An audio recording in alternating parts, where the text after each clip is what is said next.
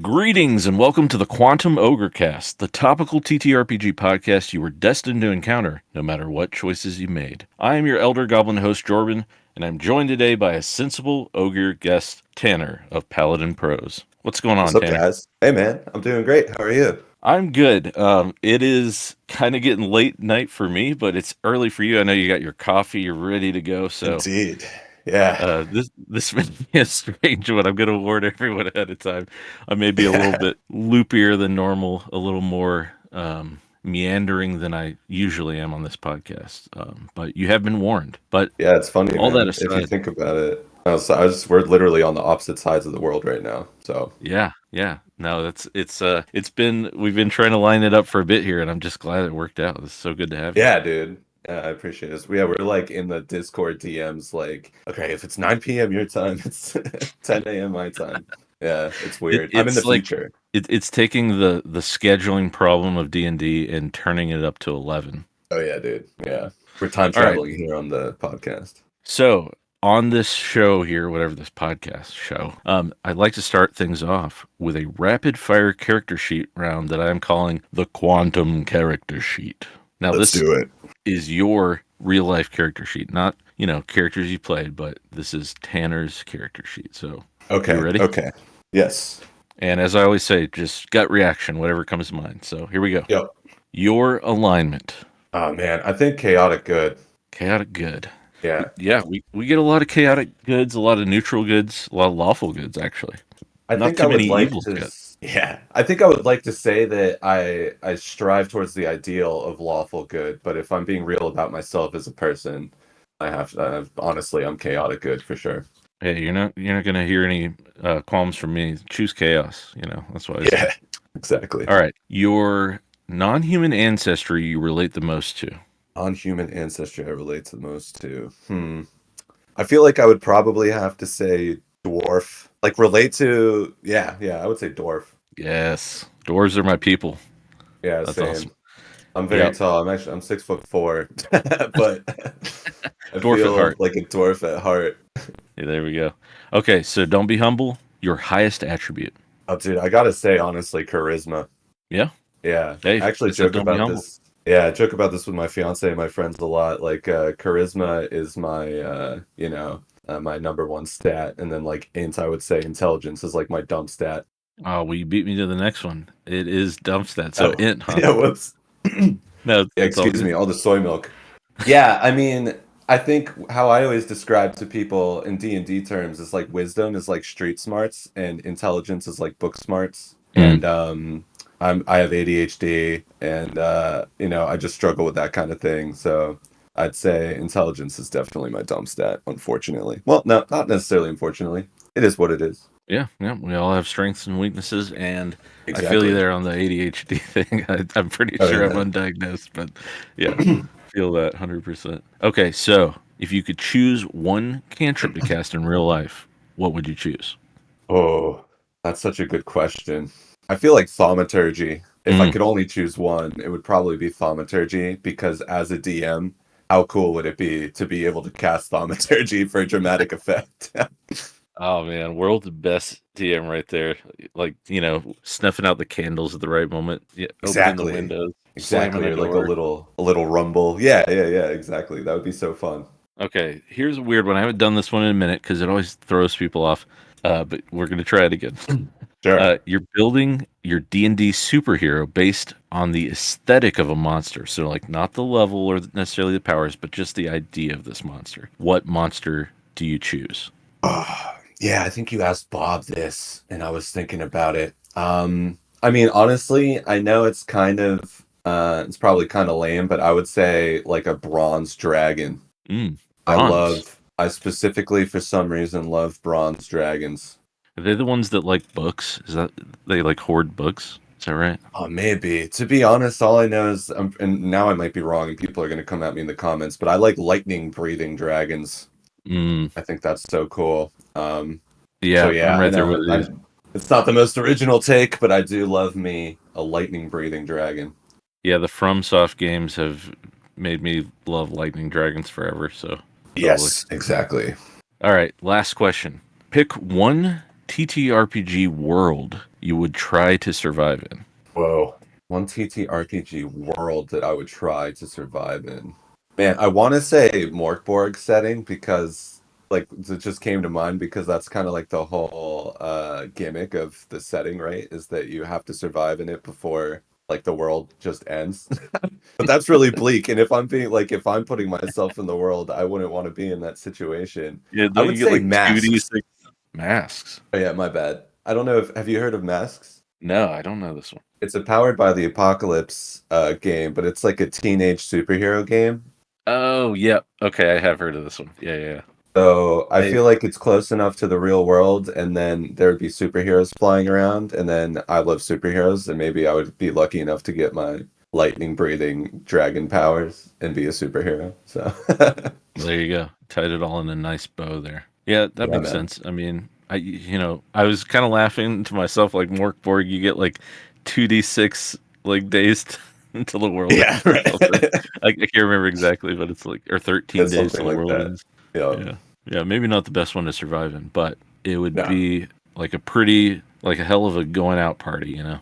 I would say, I guess, like if I knew that I was going out no matter what, I had no choice. I guess, might as well go out in a blaze of glory. There you go. Well, I always like to start things off here with a pretty casual conversation. So, Hmm. you brought up soy milk, so that's probably going I to be it did. then. So, you're a soy boy. Yeah, I am a soy boy. I'm a proud soy boy, and I'm a soy boy apologist.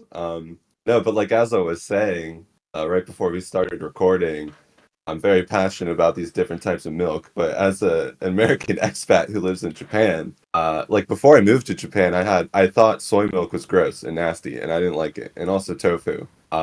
But tofu and soy milk here in Japan is delicious. And as I was just saying, going back to America and then ordering soy milk drinks or just like getting a bottle of soy milk at my mom's house or whatever, it's nasty.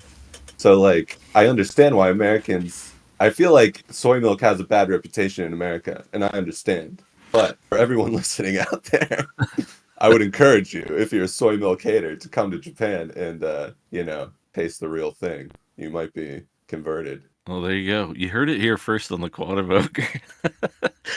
The They Japanese have perfected soy milk. really have. Also, the protein content is like the protein to calorie ratio is pretty tight on the soy milk. So Yeah, I was saying this too before we hit record, but I've been converted. I am an oat boy now.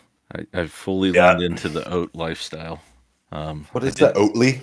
uh Oatly, yeah, Oatly's the one I see at all the hipster coffee shops around Yeah. here. But I think I buy Planet Oat.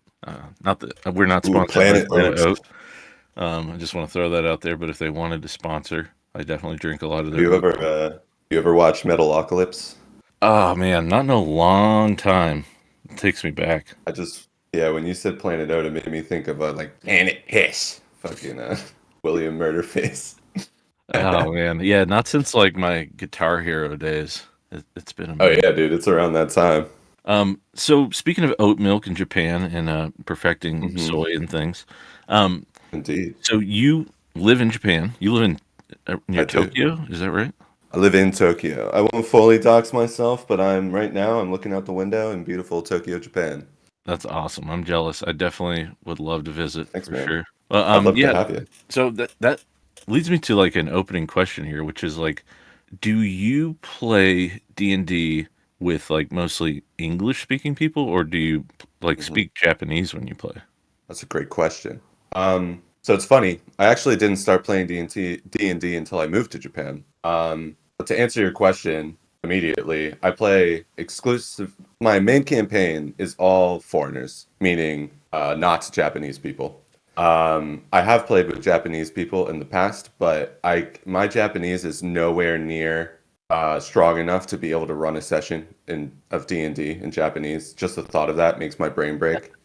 So Yeah, and I was yeah, I yeah. was just gonna say like D&D games being any TTRPG being such a language based game, I feel like that would be Oh yeah. such a unique challenge to try to like do it in a second language.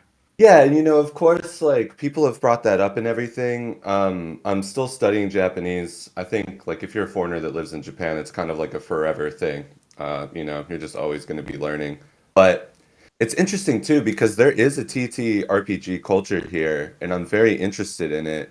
But it's very different, and the TTRPG books here are like, oh, they almost look like little trade paperback novels. Like Hmm. they're very small, and they typically don't have a lot of artwork. So I go and I've picked a couple up just to like look at them, and it's just as if you're opening up a book, and it's full of kanji, like the Japanese. The kanji are like Chinese characters, right? Yeah. It's a very complex writing system, and I can't read kanji very well at all. So it's very elusive. And D&D isn't super big here too for the Japanese locally. They have their other Yeah, games that they like. it's mostly like Call of Cthulhu and stuff, right?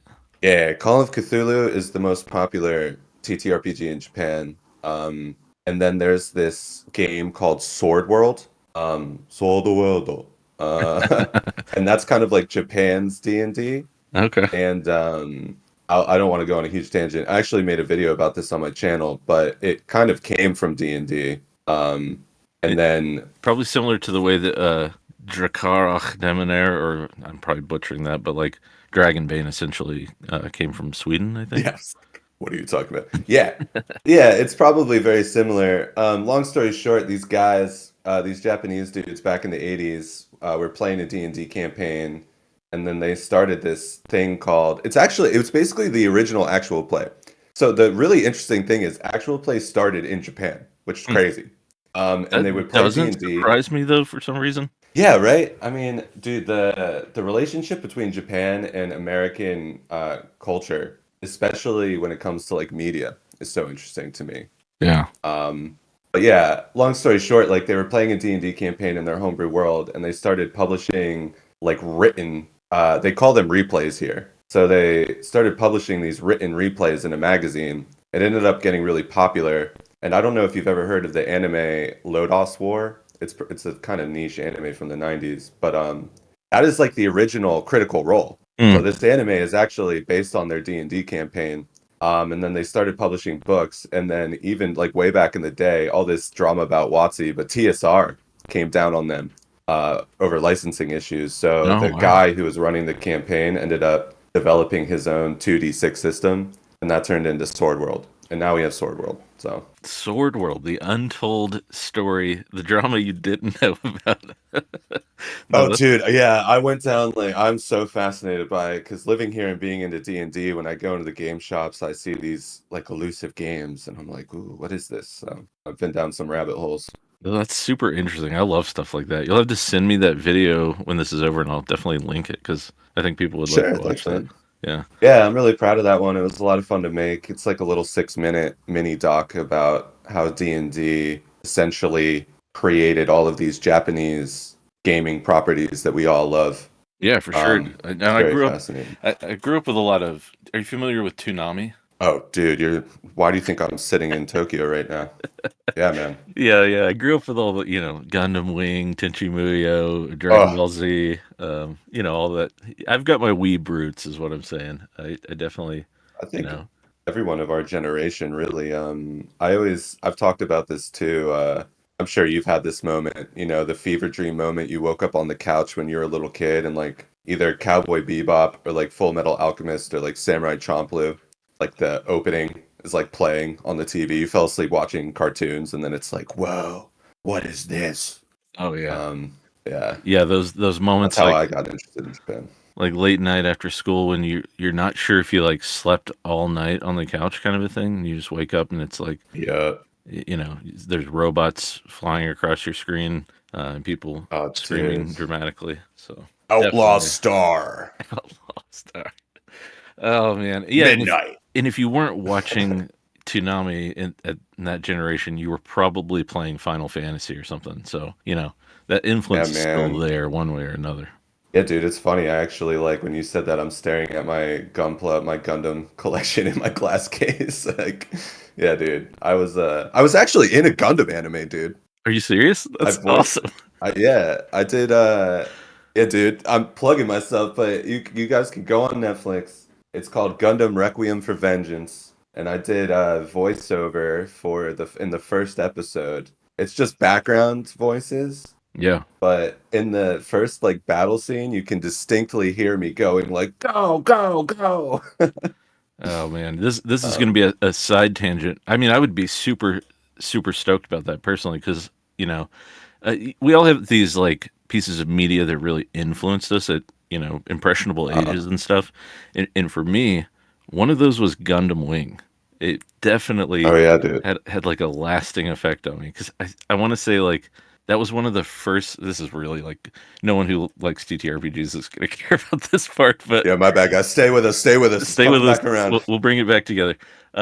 Gundam Wing was one of those first shows that I really started to understand like the nuance of like morally gray and different Oh yeah, sides, man. and like it was one of those shows where there were really no true blue good guys. Like everyone kind of had a dog in the fight, and like it was different militaries fighting against each other and different like it was this really, to me at the time, complex series. Which I Yeah, laugh now man. because if you go back and watch it, you're like, okay, this show is cheesy and like the dialogue's all over the place. But for a I don't know what how old are you in like the sixth grade, whatever I was at that age. Like 12, maybe Yeah, 11. yeah, just seeing these like, different factions rather than like you're just following the sort of good guy protagonist kind of a thing. So, Bro, you are speaking my language. We are kindred spirits, man. I know exactly what you mean. I vividly remember being a little kid watching Gundam or other. I mean, the thing about anime is in Japan too, I think they don't shy away as much from telling more like what Western we would say like quote unquote adult types of stories sure, to yeah. children. They don't shy away from that as much. Yeah, I mean, in But I that know what you mean, show, dude. all the main characters are like supposed to be 12, 13, and they're all, war, basically like soldiers bred for war. So, yeah, it's like, Yeah, man. I mean, Evangelion also. Well, mhm. Gundam is a. Oh, dude, yeah, we're getting way in the weeds. I was about to say Gundam is a post-war reactionary. But But to yeah, bring it it is back around about to, war, and yeah, to yeah, bring it back around kind of to TTRPGs though, yeah. like Thank you. that's one of those touchstones that I always look back to whenever I'm like creating factions or villains or like trying to come up with, a little bit more complex of a main sort of strife in my worlds and stuff like that. Yeah, Because I always appreciated this sort of granularity of the characters and the factions in those shows. It's something I still build off of to this day. I've never been someone who's like particularly like everything's black and white kind of a person, whenever it comes to D&D and world building. and it's so funny if my players listen to this podcast, which they likely will. I'm in the middle of running like what I call air quotes, like my main campaign, which is bi-weekly, and it's in this homebrew world that I'm creating, and I'm hoping to. I'm writing a book, and I'm hoping to like publish this as like a setting. But yeah, I love morally gray storytelling, and I'm not a big fan of like heroic fantasy in that sense where there's like the one clear good guy and the one clear bad guy. And it's going really well, but there was this point in my main campaign where like I'm just constantly building up like NPCs and factions and like these notions for my players and then like ripping them to shreds. And there was this point, so I need to take a sip of water. Too much soy Go milk. for it. Soy boy. Um, one of my players expressed because I got this from the old Brandish Gilhelm, Brandon over at Runehammer, Mm, but I'm really big on just like talking to my players mid game. Like we can have meta conversations, like we can discuss what's going on in the narrative openly while it's happening. And one of my players expressed that she was getting really stressed out and like she likes she likes the archetypical heroic fantasy like mm. she likes curling up with a book where she knows that she's reading about the good guy, and then she knows ultimately that the good guy is going to triumph over evil. And then we had to have kind of like this tribunal moment, and I just very openly said, I respect that and I appreciate that, and we can pull it back a little bit if it's literally like physically stressing you out at the table. That's not good, but like at the end of the day, they're like you're never gonna get that catharsis here in this campaign, because all the factions feel that they're right in their own way. And Yeah. the types of stories that I like to tell and explore with my players is like are you doing the right thing? What is the right thing? You know, Mm. and we might never fully come to that, but I think that's what makes human beings so interesting, you know?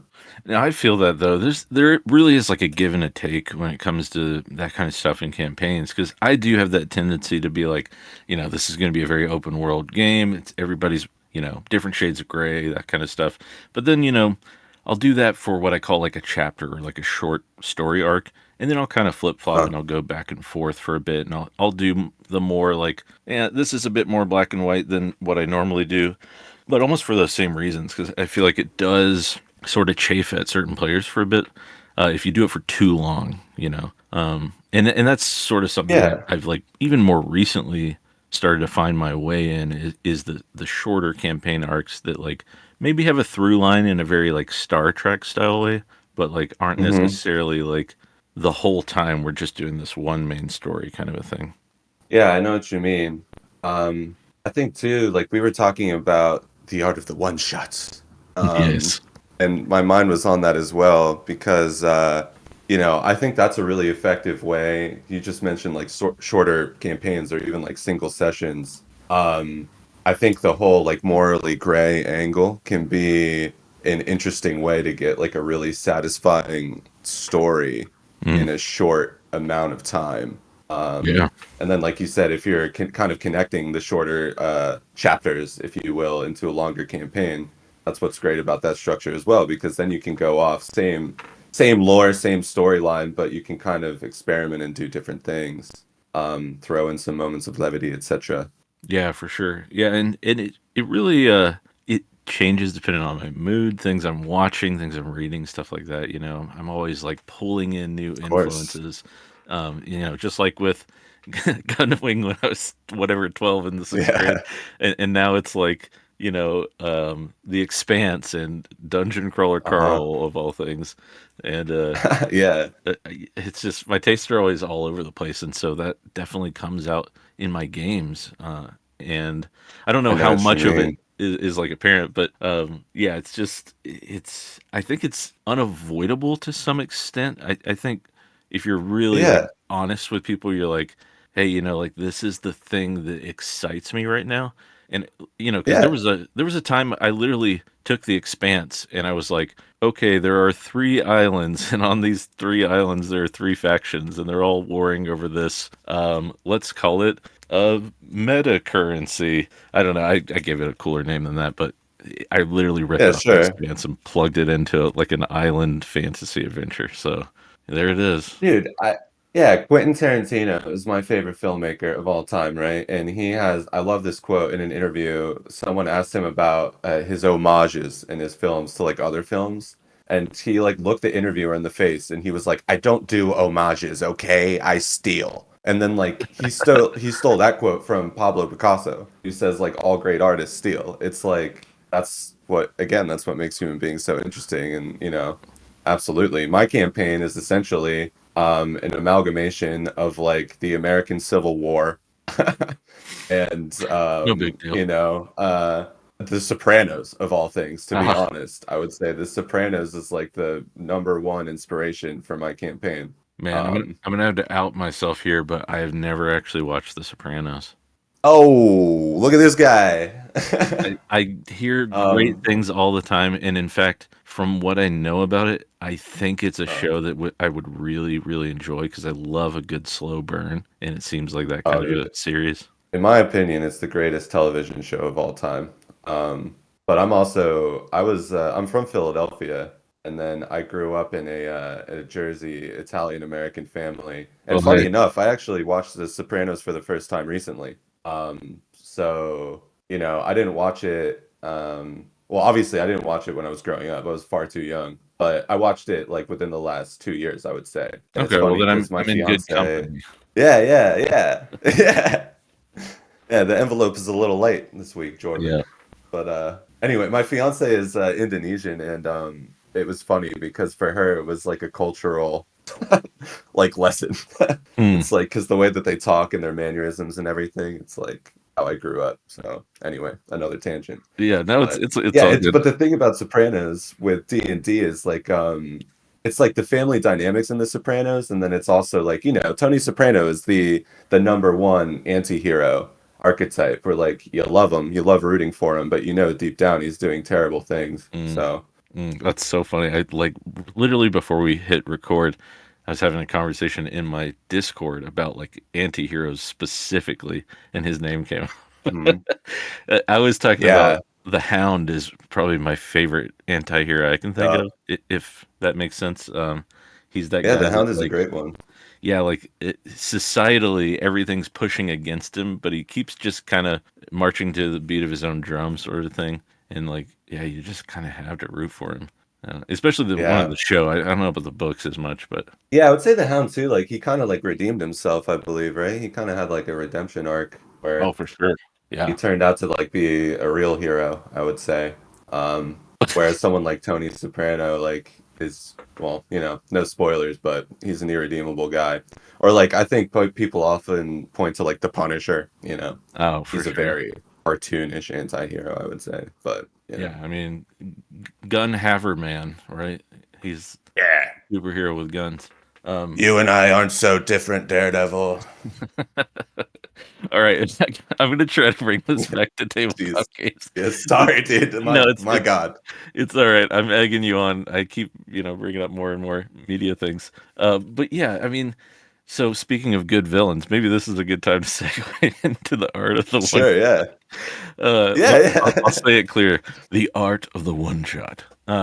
This is a topic I sent to you, and I sent you several, and you picked this one out. Mhm. Let's talk about that. Why the art of the one shot? Yeah, well, I think and pulling it back to like my whole history of playing D&D in Japan, because of my circumstances, I have run a fair bit of one shots in my day. And like we were just saying earlier, I really enjoy running them and writing them and designing them, because you can get so much out of one session. I think if you approach it in a very intentional way. And I Mhm. also really enjoy introducing people to D&D. And in my kind of Tokyo friend group, like the Gaijin community, I've started developing a reputation for being like the go-to guy. If someone is like interested in playing D&D, it like the word trickles down and people come to me and ask me if I'll run a session for them and teach them how to play. So I just think I have a lot of experience with it, and I also really enjoy writing them. And to be honest, I think a lot of what we were talking about plays into that. I like being able to tell a story with friends and walk away feeling like we've completed a tale together. That's something that's really special about one shots. Yeah, it's I've done a lot of one shots too in different systems. I was going to ask, when you say D&D, do you mean 5e? Do you mean I've seen you wear old school essential shirts in a few videos and stuff. So, yeah, Yeah, what do you I'm a mostly huge jamming on? Right now, I'm a huge Old School Essentials fan. I was introduced to D&D through 5e like everybody else. And then there was a phase where I got super duper into the OSR scene, and that's actually when I started my YouTube channel. And I still am, but I kind of became a bit of a hater, I fear to say. Like a 5e Yeah, hater, which I guess is not that original these days. And I played a lot of old school essentials and like Morkborg, and that's primarily what I was running one shots in. And then I came to find though that I missed having like a long term campaign, and I tried to make it happen with old school essentials, but I was actually really struggling to get my players to connect with that style of gameplay over mm, like a longer period of time. And so now I'm back and I'm playing the most recent edition. I'm playing D&D 24 in my long form main campaign, and I'm honestly enjoying it. But I yeah. play everything, to be honest. And I've run one And shots so, in all of the systems. yeah. Sorry, yeah, keep interrupting. But and so would you say Yeah. that's like when you're talking these one shots that you've been doing a lot lately? Is that more like 2024 nowadays than say like OSE, or what are you mostly doing? It's fun. More recently, I try to because I've been getting really into designing my own adventures and publishing them. So I try to design them with a certain system in mind, and then try them out in different systems.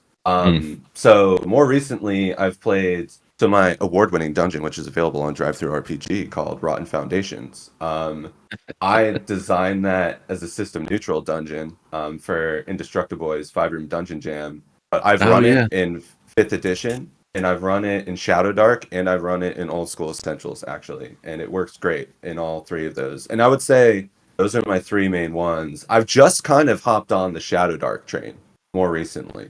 Yeah, same here. Been enjoying it. But yeah, that's cool. I know I need to check some of yours out. I'm not familiar with any of them, but I'm staring at a book right I'll send here. you a copy. Yeah, that'd be awesome. Yeah, for sure. I'm staring at a book right here called The Valley of Flowers, and it's Hmm. written for Old School Essentials and Cairn, which is kind of random, Hmm. but it's awesome. I've been digging into that one and might have to take it and use it. But to kind of sorry, I keep going on tangents here. To bring things right back to one shots. Yeah.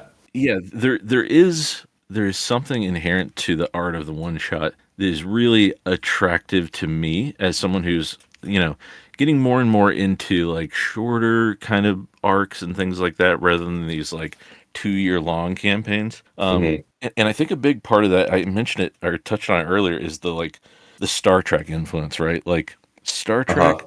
is the perfect example to me of the one shot because every episode, or at least in most of the series, some of the newer ones not as much, but like every episode is its own self-contained story arc, right? You have Yeah. a problem, bad things happen. Eventually, Yep. the heroes figure out how to deal with it, and then everything wraps up in a nice bow by the end of the episode. And occasionally, they string that into a 2 or 3 parter, and maybe Right. like over an entire season or whatever, there are repeat characters and things like that. And I think it's such a good model for like D&D style one shots, right? Yes. But yeah, maybe you could speak to that as someone who's actually publishing and writing more one Uh-huh. shots than I ever have.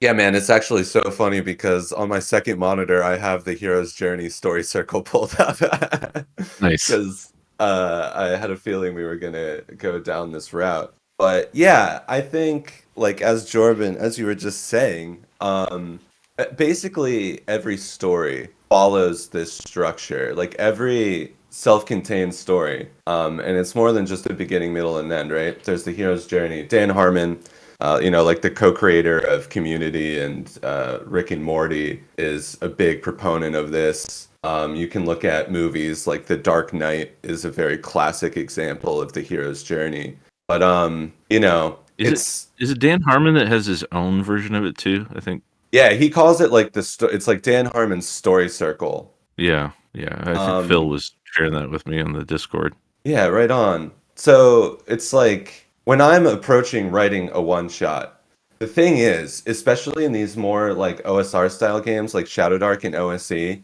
and even 5e, basically any fantasy RPG, the main draw tends to be, right, like getting a lot of treasure. Because treasure is what enables you to level up in these types of games, and then that just tends to be like the thing that everyone can latch onto. But Hmm. what I started thinking about is that it's like when you run a one shot and you know it's going to be a one shot, like there's no chance that this is going to turn into a long term campaign. It then becomes difficult to make like finding a treasure chest a super compelling thing to go after because what I found is you play for like 4 or 5 hours, you get to the end, and then it's like you guys get a bunch of treasure, and then everyone's like yay, and then everyone closes their books and like puts their character sheets away, and you don't get to do anything with the treasure, and like that's it. I'm So gonna plug my secret hack for that real quick. yeah, do One it. of the things I like to do is I like to front load the adventure with lots of little pieces of treasure that are like magic items that you can use for that Mm. adventure. And then Hmm. that way it is exciting because you're like, oh, magic sword right out of the gate. Here's a wand, a couple potions, stuff like that. And then Yeah, that, hell yeah. they have them right away. And then that's the fun part, right? Is the using of those items. Yep, you actually get to use them. But yeah, on that note, I guess like a pile of gold coins at the end of the one shot, like it's fun, but I felt as like a GM that it can be a bit underwhelming. So I wanted to start approaching these one shots with more of like a narrative structure to it and like a payoff, and you kind of explore and like slowly unravel a narrative as you go. And so when the one shot is over, it's less about we we killed all the monsters, we got through the dungeon, and we got the big bag of treasure. And there's nothing inherently wrong with that, but it was more like, whoa, like we discovered something about ourselves or like about this NPC or, the narrative of the world together, and you kind of unravel it over time. Mm. And so in Rotten Foundations, the dungeon that I published that I was talking about, I guess I'll talk spoilers about it. If you're a GM listening to this, it's okay. Whatever, yeah. It's Spoilers probably for the only dungeon. GMs. Let's be Yeah, real. exactly. But the whole idea is that the players are tasked with assassinating this man. And so you plant that in your players' heads. And so as you go through the dungeon actually starts out in this dude's house. Like you have to break into his house, and then you end up going down into the sewer, where he is like escaping, and he's got all these like weird experiments going on in the sewer. Or you can go in through the sewer, of course. But anyway, the thing is, over time, you start to realize that this man has like discovered this like horrible realization. There's basically like this horrible blight that's coming, and he was trying to stop it from spreading. And then Mm. the quest givers who task the players with taking him down want him gone because they want the blight to spread, and they don't want anyone to know about it. They don't want to like cause a panic in society. Mm. And every time I've run it, like my players slowly start to figure out, like, wait a minute, this guy isn't evil at all. And you can eventually meet him, and he's just like cracked. He's like this alchemist who's just kind of gone insane from this like eldritch realization that he has had. And so then the players are and there's multiple factions down there, there are other people trying to get him. And then you have to decide, like, are you going to like defend this man and try to like stop the blight with him? Or are you going to like do the task that you were paid to do? And I that's why it's love that. called Rotten Foundations. Yeah, because the Yeah, whole concept of the dungeon is rotten to its core. that's so cool. It's like the reverse quest, right? And at a certain point, you have to Exactly. realize, like, oh, do we keep going through with this, or is it time to actually Yes. like get to the bottom of what's going on here and turn around and like go after the guys that sent us on this quest? And Yeah, I that's the love big that. payoff. And like every time I've run it, we've had different endings. But what I really enjoy is like when it's over, my players feel like they really did something. It like had an effect on the story, Yeah. rather than just like Like, walking out with a big sack of treasure over their shoulder. say the name of that adventure one more time so that everybody can look for it. Yeah, it's Rotten Foundations on Drive Through RPG. Yeah, go check it out. That sounds awesome. You definitely gonna have Thanks, to man. send me that one. I'm gonna have to look into it. Yeah, I'll send I'm you a I'm always copy. looking for good one shots. So Yeah, Professor Dungeon Master, not to toot my own horn, but he really enjoyed it. He shouted it out on one of his videos. And that's that high was like praise coming from him. I was gonna say that was like a huge accolade coming from him. I was very, that's like one of those moments where you're like, wow, Professor Dungeon Master thinks I'm good. Yeah. That moment happens for me every time I have somebody on this podcast. So I feel you. Yeah, dude, I was so at PAX Unplugged. I think I did an okay job, but like I met Bob and I was so starstruck, dude. Yeah, That happened with having a just couple had him people. on, it was a good time. But yeah, before we get down a tangent again, I just wanted Yeah, to thank say you for pulling me that's away. that's really cool.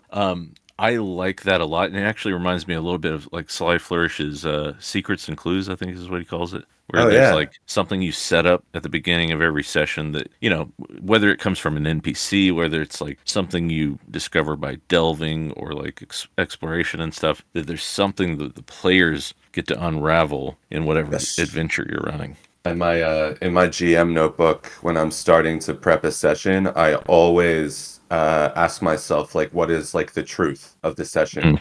Mm. And I keep that in the back of my head. And sometimes, most of the time even, I don't know how exactly I'm going to be sticking that in there. Like I think it naturally starts to reveal itself over time.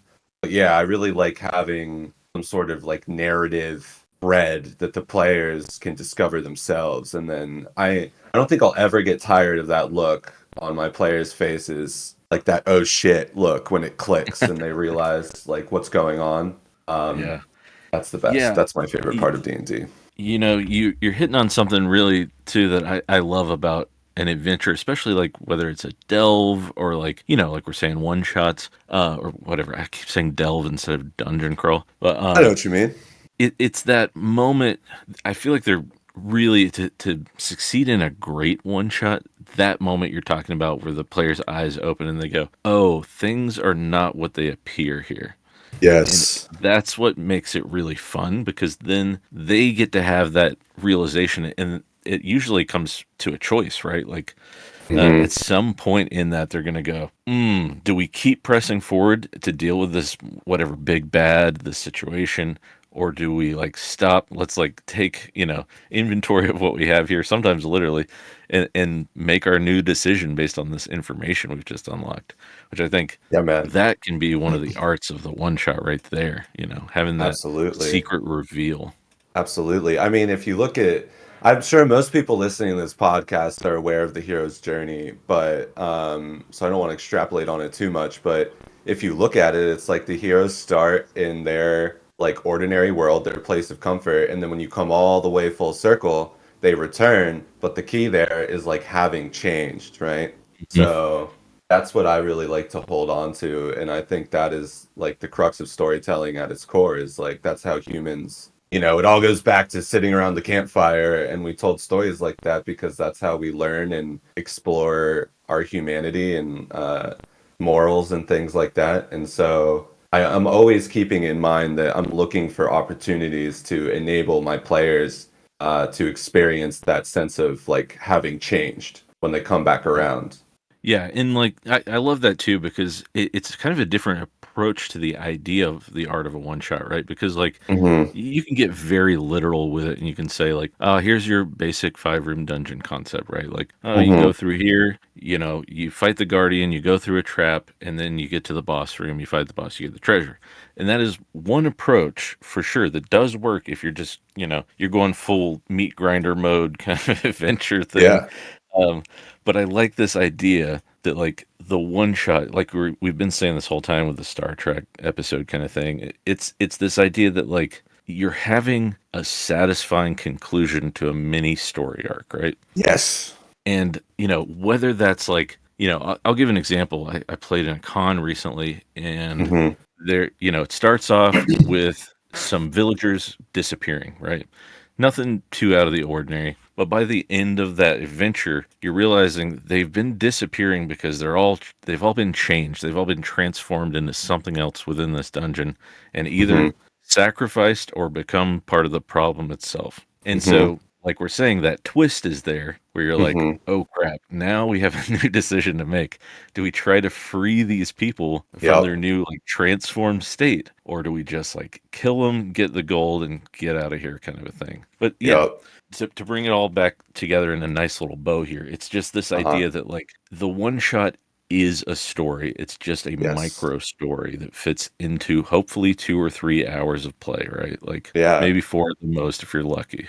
Yeah. Yeah, man. I'm a huge proponent of that, and I think everyone has experienced it. And before I say this, it's like I don't want to encourage anyone to ever get down on themselves if things like this happen. I'm a big you gotta love yourself.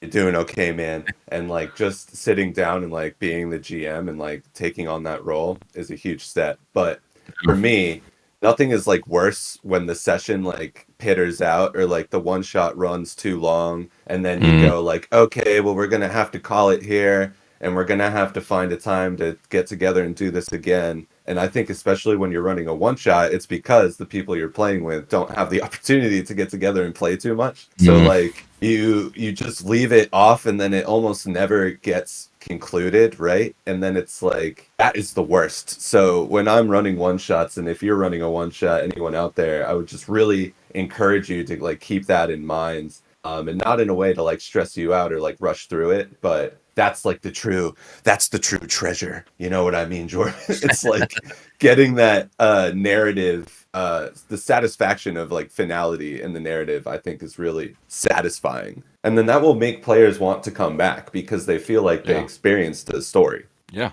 Yeah, Yeah. you reminded me of two really important points just in that little story there. One is I will say this for everyone listening. It took me maybe 2 years to really get the one shot down. Which Sure, you yeah. could ask my friend Wes. He used to run this like Halloween D&D thing every year at like a Uh-huh. local bar. In the first 2 years I tried to run it, I was that guy going way too long and asking Yep. everybody like, "Hey, do y'all want to play again and finish this?" And it is really, unfortunately, it is unsatisfying when that happens. And it's gonna Yeah. happen. Like It's I'm sitting definitely here, gonna happen. talking about several times over doing this before I finally was like, okay. So all that to say, like pacing is so important. If you Yeah. think about like I keep using Star Trek, so let's just go with it. But like That's an cool, episode yeah. of Star Trek wraps up so nicely in a 45-minute window, right? So if you think Yep. about how fast they're hitting all those different beats within that 45 Yeah. minute episode, it's kind of incredible when you like really start to use your designer brain and pick it apart. So like you want to take those concepts and maybe not 45 minutes, but more like, you're checking in at the 1 hour mark and you're like, okay, how Yep. close are we to that twist, that big reveal? Then at the Exactly. 2 hour mark, like how close are we to the big boss fight in the finale? Because it's probably going to take an hour if it's a combat, depending on your game. But just that's the idea, right? Like we want this thing to happen. We want to try to get it all in that one session that night and have the players go home, like you say, with a story that makes them want to come back and play again. Absolutely. I don't want to go off because this could be like a whole nother topic for another podcast. But at the end of the day, GMing, as we all know, it's like herding cats. And I also feel for Oh, like yeah. new GMs, there's this hesitation. Like we don't want to feel like we're telling the players what to do, or like there's this, I feel like myth in the D&D world that like, the quote unquote railroad is like the ultimate evil, and you have to like allow your players to do whatever you want, but often that will devolve into like an hour being spent and they haven't even stepped into the dungeon yet because everyone is Uh, too afraid to open the door, and then that the door is fine, just open the fucking door. So there's a huge element of that as well, of being able to like spur players on and encouraging them to interact with things and keep moving. But that's a topic for another podcast, I would say. oh yeah, well, we'll definitely get you back because that's a great topic. But I want to touch on it Sure. too and just say like, don't beat yourself up. Like Oh pacing, yeah. I still struggle with pacing. It's one of the Oh most, yeah. I think, nuanced skills of a game master. I think it's something that it's just experience, like you figure out where you can push a little and like what kind of things you can say to be like, all right, so we making that choice yet? Or, or orcs going to attack. And just to plug Shadow Dark real quick, I have to say, when I first looked at Shadow Dark, I was kind of a Hmm. torch timer hater, to be honest. Okay. Yeah. I was like, why would I want this external thing that people are like looking at their phones and checking on, kind of a thing? Uh-huh. But playing it, especially at a con, I Oh got it. yeah. I was like, okay, this is a natural pressure cooker. Like it is forcing people to keep paying attention and move forward and not bicker too much over any one choice, kind of a thing. I agree. There's also that it's like shared like mind's eye like visual of the torch like literally burning down. When I'm running Yeah, Shadow yeah. Dark, I actually sorry, I didn't mean to cut you off. Oh, you're good. You're good. I was just gonna say, like when I'm running Shadow Dark and I start to feel like my players are, they're like around the corner, the goblins are in the room, and they're spending like a little too much time like getting into semantics about how they're gonna, capture Boblin the Goblin with the 50 feet of rope or whatever. All I will like say as Bizbob and Jobin are around the corner, discussing the semantics of this, like you start to feel the flame of the torch like coming down on your hand, and you look down and you notice that it's almost out, and then it's like, okay, we gotta go. I light another torch. We got to do this. Absolutely. Yeah. Yeah. So we are kind of reaching our 45-minute mark here, it looks like. And Yeah. I think we actually mostly talked about the subject and some Gundam Wing Yeah. and, what was this game? Sword World. Sword World. Sword That's, World. Well, to be honest, that's how you say it in Japanese. It's fun. Yeah. there you go. Well, Yeah. you've lived there long enough. You got some cred. I mean, what did you Yeah. say, Yeah. 10 Yeah. years? Almost. This May it'll be 9 actually. So next month it'll be 9 years. That's a long time to live anywhere. I mean, It's a long time to live yeah. anywhere, man. When I said that, it kind of knocked the wind out of me, dude. When I think about it. Well, we'll have to hang out sometime. If you're ever over here in the States, we'll have to like get together and play a game. I think that'd be awesome. Yeah. Are you Seems like gonna PAX Unplugged, man? Any perchance, maybe? Oh yeah, I keep looking at PAX. I keep looking at what's the big one? Not Gary Con, Gen Con. And Con. And thinking about it, if I can sell it to the wife, then I'll get to go. But that's really I the hear key ya. there. I can't, I personally can't pull off Gen Con, but as I said, I'm from Philadelphia and PAX Unplugged is around Thanksgiving typically. So it actually just works out really well for me because I can go home and visit family and then also partake in PAX. So I went last year for the first time and I loved it. I had a great time. But yeah, man, we will definitely, I know we will eventually, we'll be able to sit down and roll some bones together. Well, I had a feeling we were kindred spirits, but I didn't know how Yeah, closely. almost dangerously so, I would say.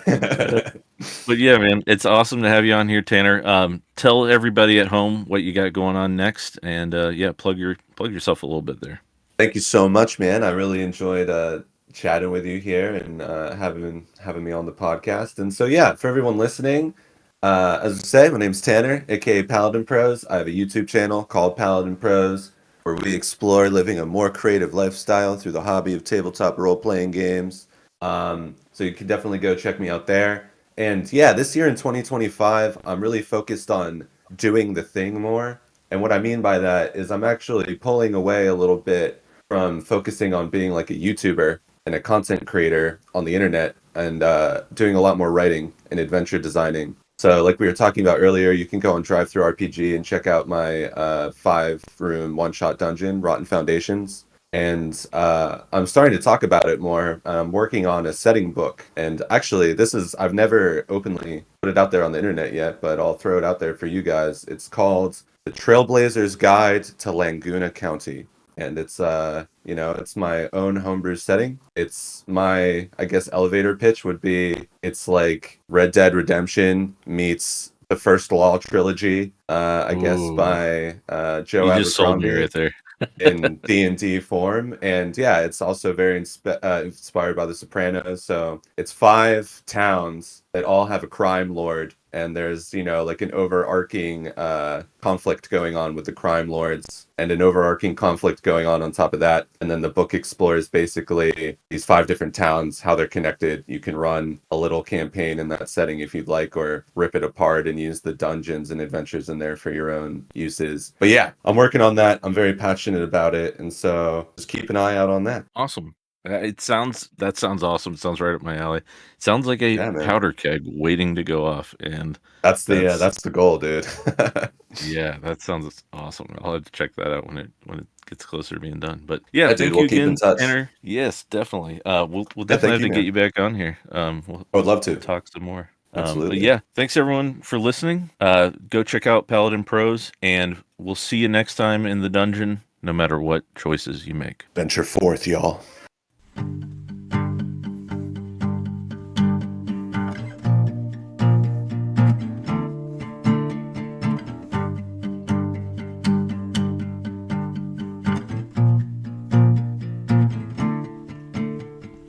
Running through a dungeon, you come across the junction. You gotta go left or right. It doesn't matter what you choose, 'cause either way you lose. There's a quantum ogre just out of sight. And now it's coming to a head, the very thing you dread. You get ready for the coming fight. Your spells are waning fast, you hit them with your blast. It's the last flickering light. Quantum Ogre Cast, Quantum Ogre Cast, Quantum Ogre Cast, Quantum Ogre Cast.